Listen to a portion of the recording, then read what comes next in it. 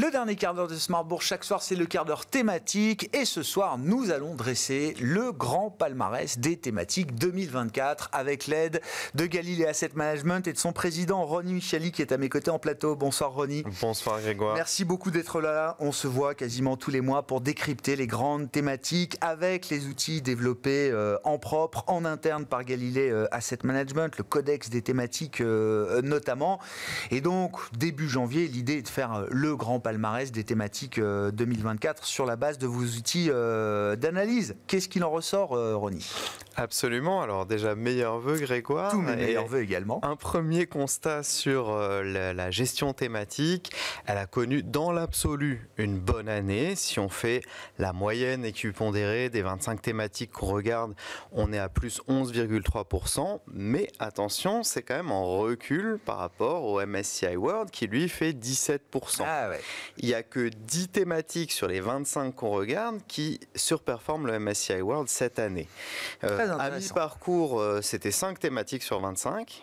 Donc, à la fin de l'année, c'est 10 thématiques sur 25. Il y en a pas mal qui sont revenus à la fin de l'année, notamment les thématiques qui ont en leur sein le secteur de la tech qui est réellement important. Ouais. Et donc, on le voit ici sur le top 3 et le top 3 2024. Exploration spatiale, plus 42%. Alors là, nouvelle thématique. Je crois qu'on en a parlé en fin d'année dernière, si je dis pas de bêtises. C'est ça. Voilà. À voir en replay sur bismart.fr. Absolument. Alors, elle a bien décollé, si j'ose dire, avec l'élection de Donald Trump et sa proximité avec Elon Musk. Ensuite, en deuxième, on a Finance du futur, presque plus 36%. Et en troisième, économie numérique, plus 30%. Je ferai le bas du classement tout à l'heure. Un petit mot peut-être sur exploration spatiale. Alors, bien sûr, ça a décollé surtout au mois de novembre, décembre de l'année dernière, mais il y avait déjà une bonne progression au cours de l'année 2024. C'est quand même une thématique qui a une croissance de son chiffre d'affaires de 8% par an, une croissance de ses bénéfices par action de 15% par an. C'est quand même très conséquent dans l'univers des thématiques. Elle bénéficie bien sûr de la baisse du coût des lancements des satellites. Et les fortes contributions de cette thématique ont été Rocket Lab, plus 360% l'année dernière. Donc, évidemment, société qui fait des fusées, des lanceurs d'engins, ou encore AST Space Mobile, qui crée un réseau cellulaire 5G qui est basé dans l'espace, plus 249% l'année dernière. On avait déjà une bonne année sur cette thématique l'année dernière, plus 19%, mais là, plus 42%. C'est donc 2023 plus 19, 2024 plus 42 pour exploration spatiale, qui est une nouvelle thématique, c'est ça. C'est quand même un gisement naissant, on va dire, de valeur et de fonds pour investir purement sur ce segment-là. Absolument. C'est l'une des plus récentes qu'on a avec Gaming et Metaverse. Oui. Et donc, c'est l'une des thématiques qui a connu le plus récemment des fonds et des ETF qui se sont ouverts sur ces valeurs. Bon, très bien. Voilà, ensuite, finance du futur, une thématique qui a profité bien sûr de l'attrait pour les crypto-monnaies, le halving du Bitcoin en début d'année, mais surtout le marché des fintech de l'InsurTech, parce que c'est aussi, il n'y a pas que de la blockchain dans cette thématique, qui profite bien sûr de l'attractivité du fait de la réduction des coûts opérationnels que les fintech engendrent, la réduction des intermédiaires aussi, l'élimination des opérations manuelles que ça engendre. Évidemment, tout ça, ça fait progresser la thématique. Les fortes contributions dans cette thématique depuis en 2024, c'est Coinbase, plus 40%. Bien sûr. Évidemment, plateforme d'échange de crypto pour ceux qui ne connaîtraient pas. Il y a Robinhood en brokerage plus 192% et tout simplement, beaucoup plus connu, PayPal, quand même plus 39% l'année dernière. Bon. Voilà. Et puis, on reste dans la partie tech, innovation avec l'économie numérique aussi. Alors, c'est ça. Économie numérique, avec des valeurs qui ont connu une forte croissance du commerce en ligne, mais aussi les plateformes de streaming, parce que vous savez que dans cette thématique économie numérique, il y a un énorme pan de cette thématique qui fait partie de ce qu'on appelle l'économie de l'abonnement. Bien sûr. Et donc, les streamers qui ont enfin réussi à augmenter leur rentabilité, à avoir un petit peu de pricing power, ce qu'on leur reprochait toujours. Et donc, on a un Netflix, par exemple, plus 85% l'année dernière, ou encore un Spotify, plus 140%. Ah, effectivement, hein, des belles performances pour des valeurs de points importants. Vous citiez Netflix, on est sur une valeur quand même à plusieurs centaines de milliards de capitalisation boursière aujourd'hui. Voilà donc pour les 3 meilleures thématiques de 2024. Oui. Revenons également sur les 3 flops, comme on dit, donc sur les 25 thématiques. Vous disiez 10 ont surperformé le MSCI, et puis on va se focaliser là sur les 3 moins bonnes thématiques qui affichent d'ailleurs des performances négatives, hein, pour le coup, en absolu. Tout à fait. Alors, qui affiche des performances négatives. Donc, j'ai même apporté un graphique avec la volatilité pour qu'on puisse regarder dans quelle mesure de risque. Alors, c'est évidemment le même. Alors, c'était celui juste avant. c'est le graphique avec les performances donc, que vous avez vu. Et j'ai rajouté, colonne 2, la volatilité. Ouais, intéressant. Et donc, on voit que mobilité du futur, la mauvaise performance, on va dire, même si elle est légèrement négative, elle s'est réalisée dans une volatilité qui est quand même très importante. Ouais. C'est pas le cas de défi alimentaire, qui est une thématique plutôt défensive, mais j'y reviendrai.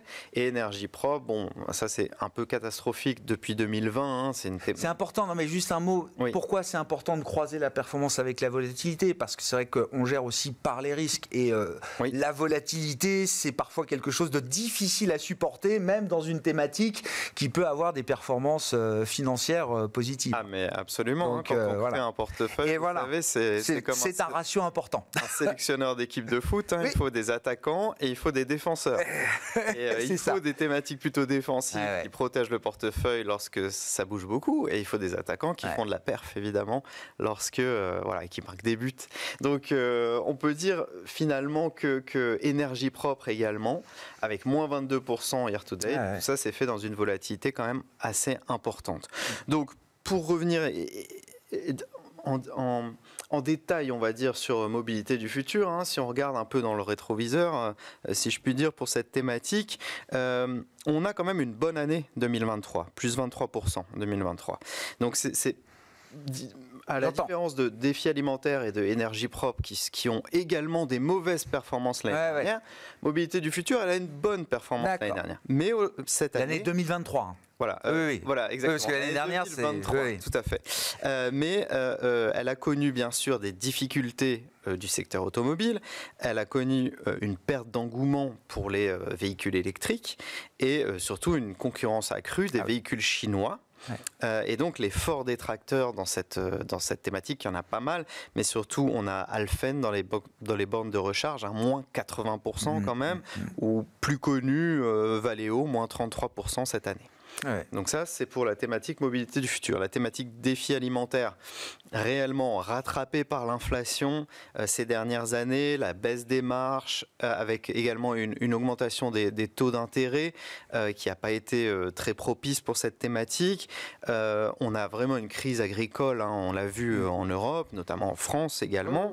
Partout en Europe, oui. Voilà, et une rebaisse des matières premières qui avait monté lorsqu'on avait eu la guerre en Ukraine, mais qui maintenant ont rebaissé, alors que l'inflation, elle, a effectivement rebaissé, mais qu'elle se ressent dans le pouvoir d'achat des ménages.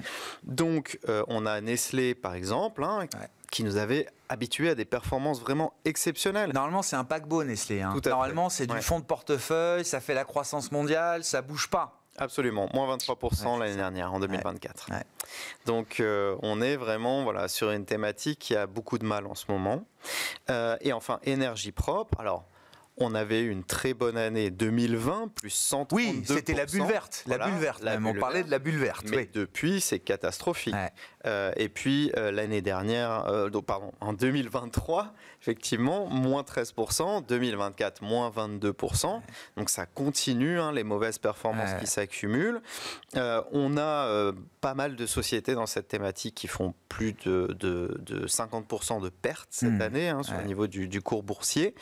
Dans l'éolien, dans le solaire également. L'élection américaine a enfoncé le clou en plus, puisqu'on a une thématique qui était déjà rattrapée par la hausse des taux et qui en plus a pour risque de voir réformer l'Inflation Reduction Act de Joe Biden par Donald Trump, ou même peut-être abrogé Donc on est vraiment sur une thématique où le flou est total. Ça n'a pas suscité de réengouement après effectivement ce moment un peu bullesque au cours de l'année 2020 où on a vu des valorisations s'envoler sur cette thématique green, quoi. Exactement. En fait, il y a énormément de projets qui étaient rentables avec des taux d'emprunt bas, mais qui se trouvent plus rentables avec des taux d'emprunt qui ont simplement un tout petit peu augmenté. Ouais, un modèle d'affaires qui a été profondément perturbé effectivement par cette remontée des taux. Il nous reste 2 minutes pour évoquer une thématique qui n'est pas ni dans le top 3 ni dans le flop 3 mais qu'on a déjà décortiqué avec vous et peut-être même plus d'une fois, Ronnie. Oui. Robotique et IA. Enfin, c'est le moment d'en parler. Jensen Huang, au CES de Las Vegas cette année, nous dit l'avenir, c'est l'IA physique. La nouvelle frontière après les IA digitales et les chatbots, c'est l'IA physique où on va coupler des modèles d'IA avec de la robotique. Bon, voilà, c'est le thème de marché là. Exactement. Alors, à noter qu'elle était sur le podium à mi-parcours. Quand j'étais venu en juillet faire le palmarès du début d'année, elle était sur le podium. Et là, elle est au 8e rang avec plus 18%. Alors, c'est quand même une très bonne performance, meilleure que le MSCI World. Et du coup, beaucoup de gens nous demandent, des clients en particulier, des professionnels, nous appellent pour nous demander est-ce que on continue à investir sur l'IA? Est-ce que c'est pas trop haut? Est-ce que c'est pas bullesque, comme vous disiez tout à l'heure? Et en fait, j'ai trouvé intéressant ce graphique de la valorisation, cette fois-ci, le price-earning ratio. En fait, la cherté de l'IA et de la robotique stagne depuis quelques années, malgré les bonnes performances, alors que le MSCI World monte. Et donc, en fait, le spread se resserre entre les deux. C'est-à-dire que, bien sûr, l'IA est toujours plus cher que le MSCI World, les actions mondiales, mais on reste quand même sur quelque chose qui devient de moins en moins cher par rapport au MSCI World. Donc, performance 2022, moins 34, évidemment, avec la hausse des taux. Performance 2023, très bonne, plus 51%. L'année dernière, je l'ai déjà dit, 18%. C'est une thématique qui a des croissances de chiffre d'affaires de 9-10% par an, donc c'est quand même assez énorme. Croissance des bénéfices par action de 15% par an, donc très très forte croissance. Les dépenses, bien sûr, ne vont qu'augmenter. On a quand même... On estime qu'il y a une augmentation des dépenses d'à peu près 42% sur 10 ans, donc les dépenses d'IA. Et alors, si vous le souhaitez, j'ai un ou deux supports pour... Il nous reste 30 secondes. Excellent. Alors, tout d'abord, on a créé, bien sûr, avec la banque EFG, un AMC, donc un Actively Managed Certificate, qui fonctionne un petit peu à l'image d'un ETF et qui reprend toutes les valeurs, les 50 valeurs qui reviennent le plus dans les fonds et ETF de la place sur cette thématique. Donc ça, c'est pour investir de manière la plus pure possible dans la thématique robotique et IA, environ sur une volatilité de 22% l'année dernière. Donc voilà, une volatilité assez faible. On a chez ARC, Autonomous Tech and Robotics, c'est un pure player dans les domaines bien précis de la robotique et de l'IA. Plus volatile quand même chez ARC, comme toujours, à environ 27%. Et enfin, chez BlackRock, on a le iShares Automation and Robotics qui investit sur les grands leaders du développement de la tech dans ce domaine. Bon, voilà, robotique et IA, effectivement, c'est le thème du moment, on en a parlé cette semaine. Merci beaucoup, Ronnie. Ronnie Michali, président de Galilée Asset Management, avec nous pour ce grand palmarès des thématiques dans Smart Bourse. Merci, Grégoire.